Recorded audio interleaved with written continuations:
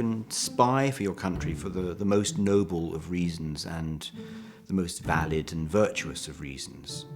But to betray your country seems to me to be something entirely different. And I have my own theories about this, which I put into the mouths of my characters. And one character says, there are only 3 reasons for betraying your country: blackmail, money, and revenge.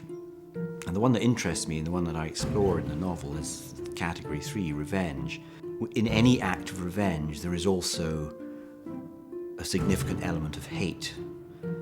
And it seems to me, if you think of traitors as people with, if you like, hate in their hearts, hate for the establishment, hate for their country, hate for themselves maybe, suddenly betrayal becomes easier to understand.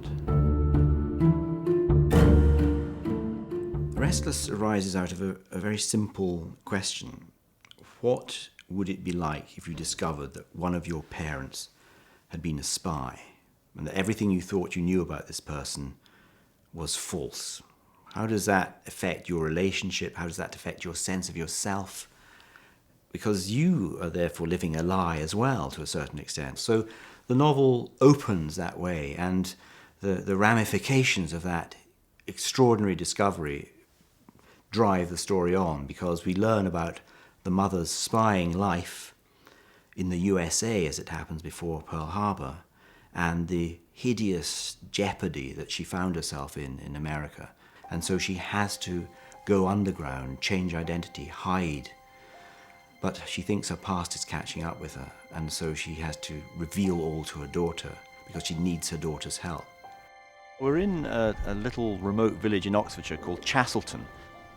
I was looking for somewhere very remote and somehow very English, because this village, which I call Middle Ashton in the novel, is where my central character, my heroine, Eva, comes to hide.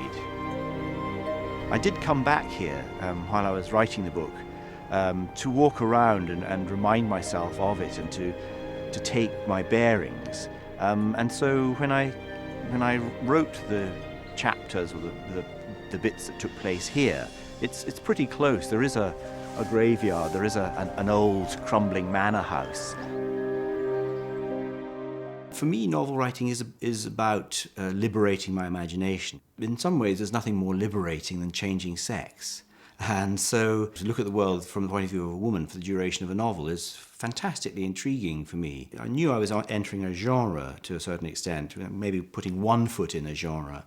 But it's such a man's world, the world of espionage, so that by making my spy a young woman, I think it made it easier for me to sort of colonize the genre, and I hope it makes that tradition fresher suddenly. The spy is always fearful of being discovered. The spy never knows when the tap on the shoulder will occur, and so spends his or her life constantly second-guessing, semi-aware of that risk. And I think as we get older, we're all waiting for that tap on the shoulder to signal the end of our own mortality.